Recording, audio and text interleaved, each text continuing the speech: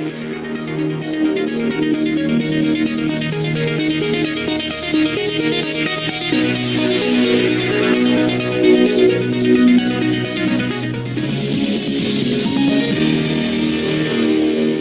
Bapak Ibu yang dikasihi Tuhan, bertemu lagi dengan saya dan kita bersyukur di mana kita bisa bertemu walaupun dibatasi oleh jarak dan tempat.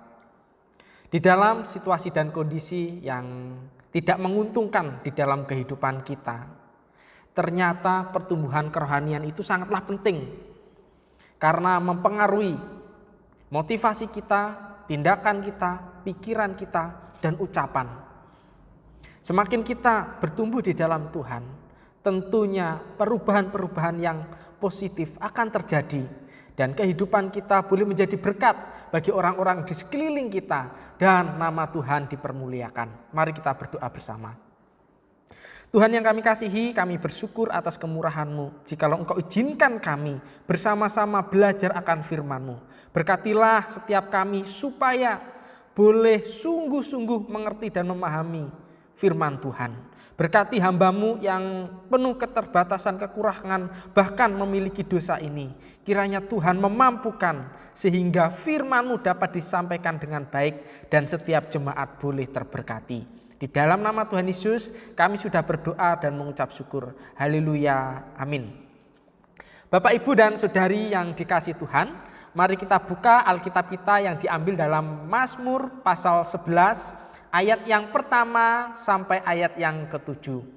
Mazmur 11 ayat pertama sampai ayat yang ke-7. Saya akan membacakannya bagi kita semua. Pertama, untuk pemimpin biduan dari Daud. Pada Tuhan aku berlindung. Bagaimana kamu berani berkata kepadaku, terbanglah ke gunung seperti burung. 2, sebab lihat orang fasik melentur busurnya. Mereka memasang anak panahnya pada tali busur untuk memanah orang yang tulus hati di tempat gelap. 3, apabila dasar-dasar dihancurkan, apakah yang dapat dibuat oleh orang benar itu? Tuhan ada di dalam bait-Nya yang kudus. Tuhan tahtanya di surga. Matanya mengamat-ngamati, sorot matanya menguji anak-anak manusia. Tuhan menguji orang benar dan orang fasik, dan Ia membenci orang yang mencintai kekerasan. 6, Ia menghujani orang-orang fasik dengan arang berapi dan belerang. Angin yang menghanguskan, itulah isi piala mereka. 7, sebab Tuhan adalah adil dan Ia mengasihi keadilan. Orang yang tulus akan memandang wajah-Nya. Ketika kita memperhatikan beberapa binatang di sekeliling kita, khususnya hewan siput atau kura-kura yang memiliki cangkang atau tempurung, ketika kedua hewan ini merasakan bahaya yang ada di sekitarnya, maka mereka akan sembunyi di tempurung atau di cangkangnya. Kenapa hal ini bisa terjadi? Karena tempat itu adalah tempat yang paling aman. Beberapa waktu yang lalu ketika saya ingin pulang kampung, saya ada di stasiun. Ketika duduk menunggu kereta, ada seorang anak kecil yang sedang berlari-larian. Kemudian dia berhenti dan melihat wajah saya. Dan saya juga pun melihat wajah anak tersebut karena anak itu cukup lucu, sekitar umurnya 2-3 tahun. Ketika saya melihat dia juga melihat saya.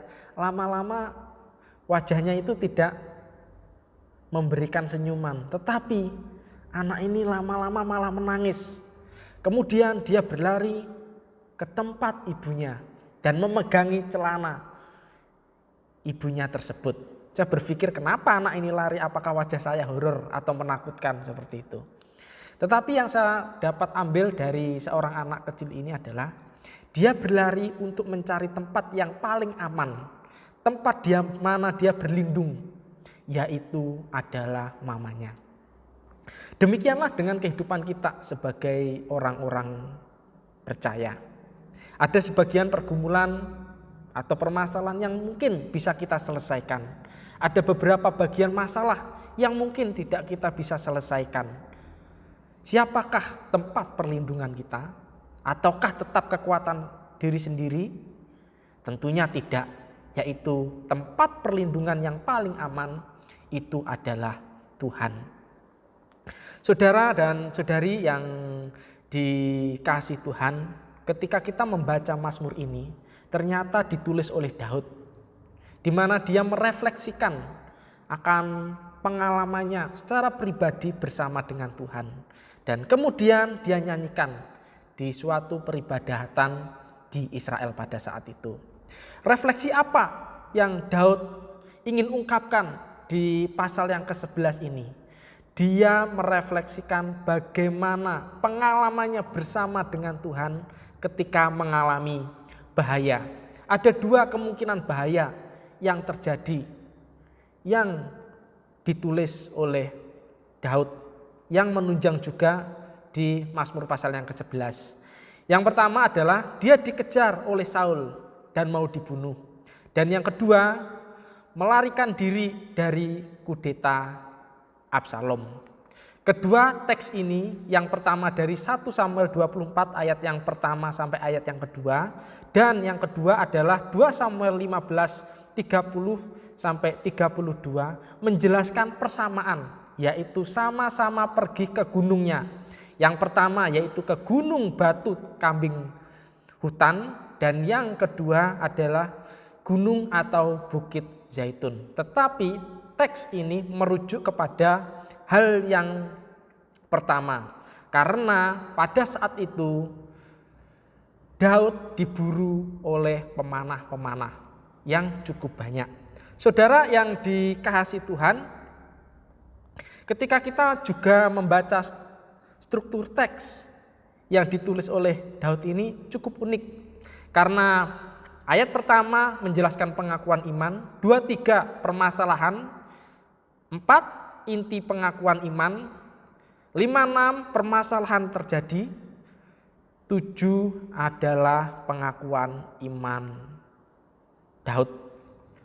Di sini sebelum menjelaskan secara panjang pengakuan iman yang luar biasa yang dinyatakan oleh Daud adalah pada Tuhan aku berlindung. Ini menunjukkan keseluruhan dari pengalaman Daud ketika bersama dengan Tuhan. Dari dia diurapi oleh Samuel sampai dia menjadi raja di Israel.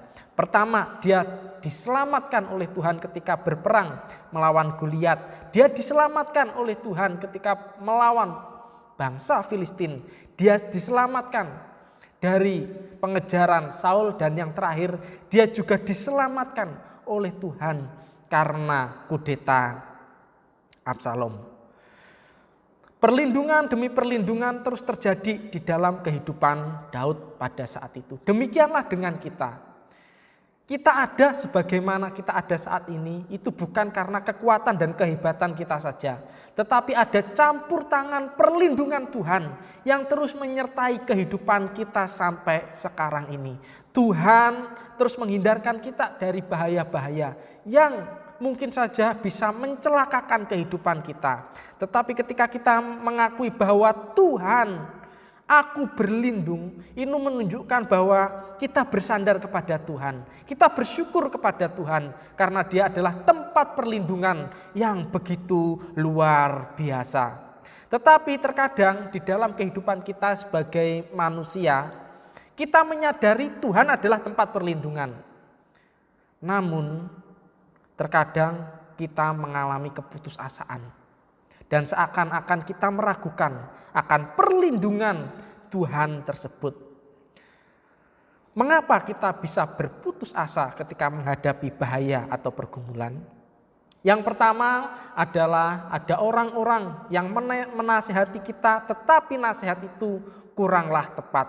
Seperti yang dialami oleh Daud pada saat itu. Ada seseorang yang mengatakan, bagaimana kamu berani berkata kepadaku, terbanglah ke gunung seperti burung. Menunjukkan seseorang yang mengatakan ketika kamu mengalami masalah, hindarilah masalah tersebut. Pergilah seperti burung, terbanglah kemana yang kamu suka, sehingga kamu bisa selamat dari pohon ke pohon, dari tempat satu ke tempat yang lain, bahkan dari gunung satu ke gunung yang lain.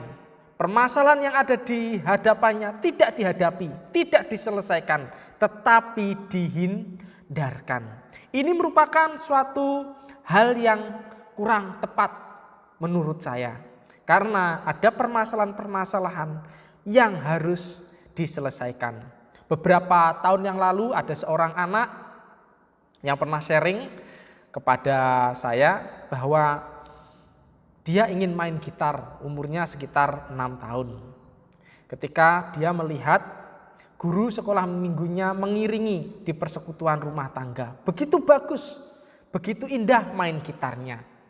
Dan dia memutuskan untuk bermain gitar.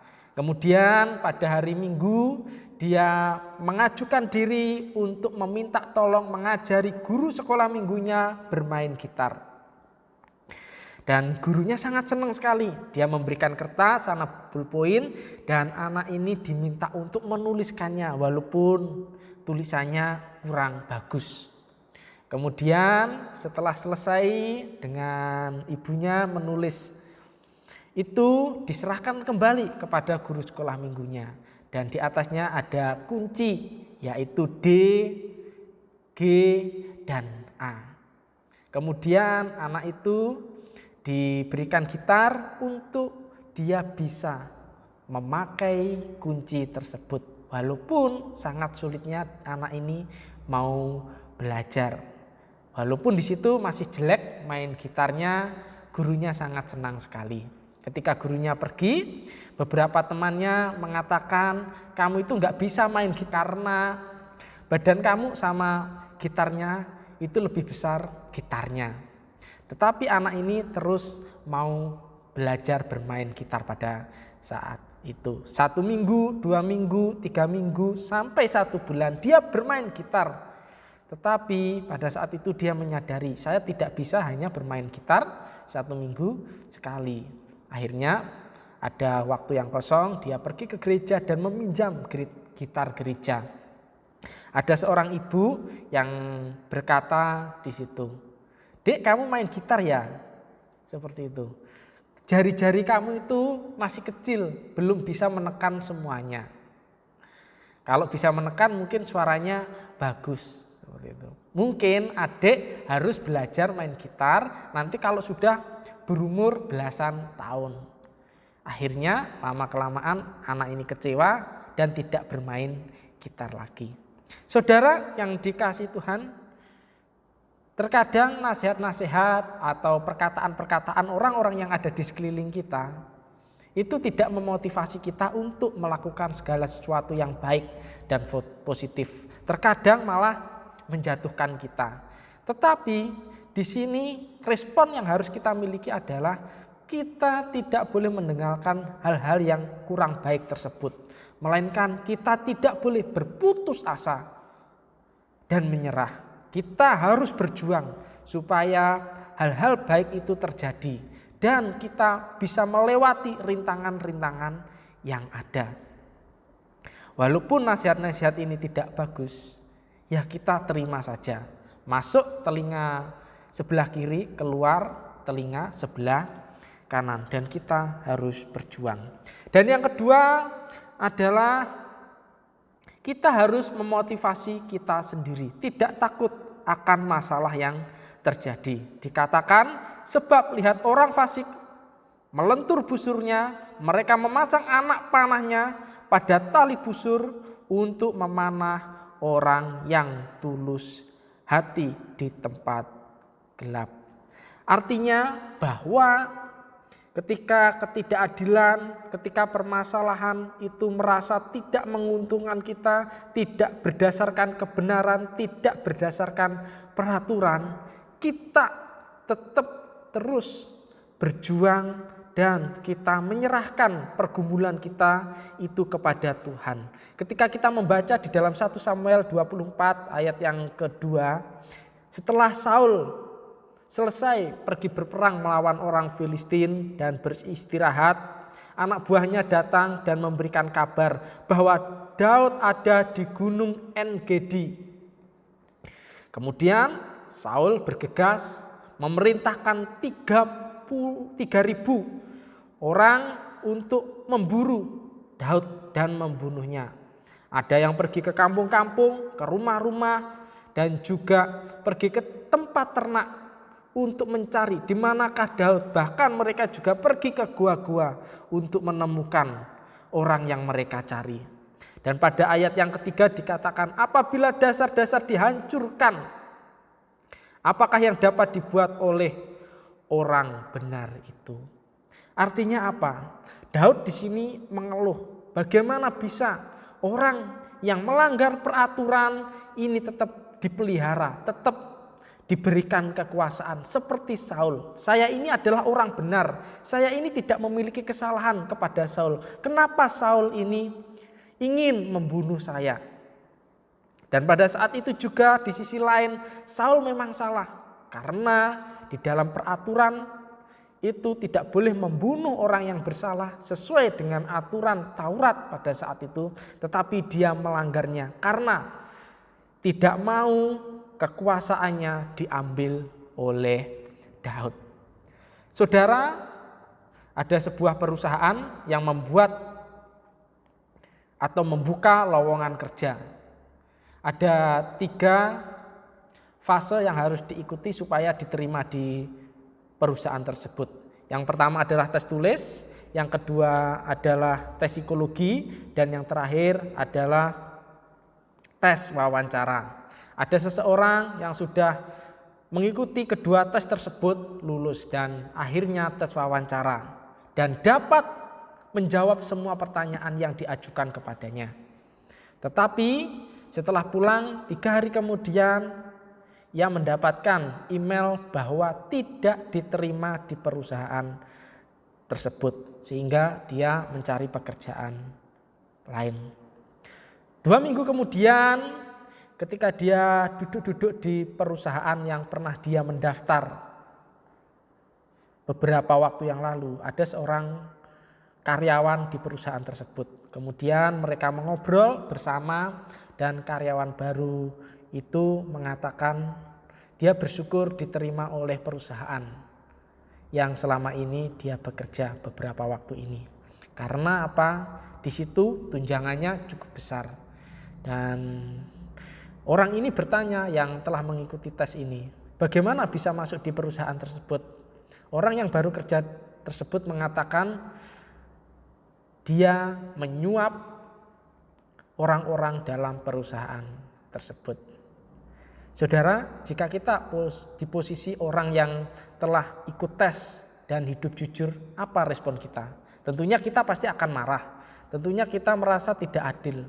Tentunya kita akan merasa kecewa di dalam kehidupan kita. Karena apa yang sudah kita usahakan, apa yang kita inginkan itu tidak terjadi.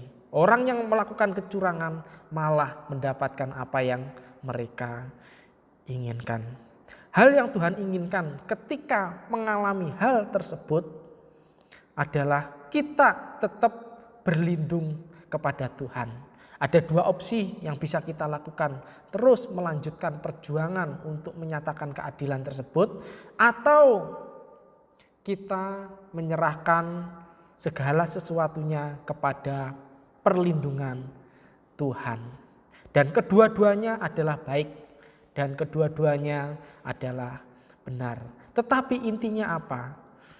Yang Tuhan inginkan adalah mintalah perlindungan daripada Tuhan. Mintalah jalan daripada Tuhan. Supaya seperti orang ini mendapatkan kasih daripada Tuhan. Di dalam ketidakadilan yang dia alami. Mungkin walaupun tidak diterima di perusahaan lain, dia diterima di perusahaan yang lebih bagus. Dan melewati jalan yang jujur. Oleh sebab itu, marilah kita terus berlindung kepada Tuhan. Walaupun orang lain berusaha untuk menggagalkan kita dan dunia yang terkadang tidak adil, tetaplah berlindung kepada Tuhan. Dan yang kedua adalah pemulihan kepercayaan. Ketika kita membaca ayat yang keempat, firman Tuhan mengatakan, Tuhan ada di dalam baitnya yang kudus. Tuhan tahtanya di surga. Matanya mengamat-ngamati, sorot matanya menguji anak-anak manusia. Di sini Tuhan memiliki dua jabatan atau kepemimpinan. Yang pertama adalah kepemimpinan di bait Allah. Artinya dia adalah imam tertinggi, pemimpin di dalam kerohanian yang terus mengawasi setiap umat atau hamba-hambanya. Dan yang kedua adalah dia raja di dalam kerajaan surga. Dia menguasai dunia, memelihara dunia, mengawasi apa yang ada di dunia ini, apa yang terjadi dan yang akan terjadi. Dan tidak ada ruangan sedikit pun yang Allah tidak mengetahuinya. Kalimat ini juga menjelaskan bahwa ketika ada orang yang tidak benar dan orang yang benar, Tuhan juga melihatnya. Kita bisa membaca ayat yang kelima yang mengatakan Tuhan menguji orang benar dan orang fasik, dan ia membenci orang yang mencintai kekerasan. Artinya apa? Terkadang permasalahan hidup ini terjadi supaya iman kita teruji di hadapan Tuhan. Iman kita terus bertumbuh di dalam Tuhan. Inilah yang dialami oleh Daud. Walaupun dia mengalami ujian, dan ujian, akhirnya dia lulus dari ujian tersebut dan Tuhan memberikan nama yang harum, dan yang kedua dia bisa menjadi raja. Tetapi apa yang terjadi bagi orang-orang yang fasik, orang yang tahu kebenaran tetapi tidak mau melakukan kebenaran tersebut, seperti Saul, dia mati di dalam ketidakhormatan dan dia mati dengan bunuh diri. Saudara-saudari yang dikasihi Tuhan, kita menyadari bahwa pepatah yang mengatakan apa yang kita tabur pasti akan kita tuai. Ketika kita bertahan dalam ujian dan menabur kebaikan, kita akan lulus dari ujian tersebut dan akan menabur kebaikan. Walaupun tempatnya itu berbeda. Tetapi yang Tuhan inginkan adalah kita kuat di dalam Tuhan, melakukan apa yang Tuhan kehendaki. Ketika permasalahan hidup terjadi di dalam kehidupan kita, ada ketidakbenaran terjadi di dalam apa yang kita lakukan, tetaplah bersandar kepada Tuhan. Tuhan itu akan menolong kita. Seperti ayat yang ke-6, orang-orang yang tidak bersandar dan berlindung kepada Tuhan, ia akan dihujani oleh belerang, arang api, dan juga angin akan menghanguskan. Tetapi berbeda orang yang terus berlindung di hadapan Tuhan. Dia akan melihat keadilan dan ia juga akan memandang wajah Allah. Oleh sebab itu, Bapak, Ibu, dan saudara-saudari yang dikasihi Tuhan, di dalam situasi dan kondisi yang begitu sulit, apalagi pada saat ini banyak orang yang mengatakan, apakah virus ini ada di dunia ini karena hukuman Allah? Apakah virus ini terjadi karena Allah murka kepada manusia? Jawaban saya adalah tidak. Hal ini terjadi karena Tuhan izinkan supaya kita sebagai orang-orang yang mengasihi Tuhan, imannya semakin kuat, imannya semakin lebih lagi bertumbuh di dalam iman. Seperti emas yang dimana harus dipisahkan dari tanah, dipisahkan dari logam-logam yang lain, dan dipisahkan dari hal-hal yang kurang bagus dengan api panas, dan pada akhirnya akan menjadi emas yang murni. Hidup manusia juga seperti itu di hadapan Tuhan. Tuhan ingin melihat seberapa kuat kita, seberapa tumbuh iman kita di hadapan Tuhan. Oleh sebab itu, di dalam permasalahan ini, di dalam ujian ini, yang Tuhan boleh izinkan kita terus menjadikan Dia sebagai tempat perlindungan dan tempat kita bernaung. Mari kita berdoa bersama. Bapa yang kami kasihi, kami bersyukur atas kemurahan-Mu. Jikalau pada saat ini kami menyadari terkadang kami tidak mengandalkan-Mu, terkadang kami tidak berlindung di bawah kepak sayap-Mu ya Tuhan. Kami ingin pada saat ini menyerahkan hidup kami kepada Engkau. Tuhan bekerja membentengi dan melindungi setiap apa yang kami lakukan. Musuh kami bukan saja ketidakadilan di dunia ini, orang-orang yang melakukan kejahatan atau kefasikan, tetapi pergumulan yang kami alami adalah sakit penyakit. Biarlah kami lawan dengan terus bersandar kepada Tuhan, menaati apa yang Tuhan boleh nyatakan melalui pemerintah, dan hidup kami boleh bertumbuh walaupun dibatasi oleh fasilitas-fasilitas dan juga keadaan-keadaan yang tidak mendukung. Dan biarlah firman ini menjadi kekuatan bagi kami supaya terus berlindung kepada Engkau ya Tuhan. Di dalam nama Tuhan Yesus kami sudah berdoa. Haleluya. Amin. Terima kasih Bapak Ibu. Sampai jumpa minggu depan. Shalom, Tuhan Yesus memberkati.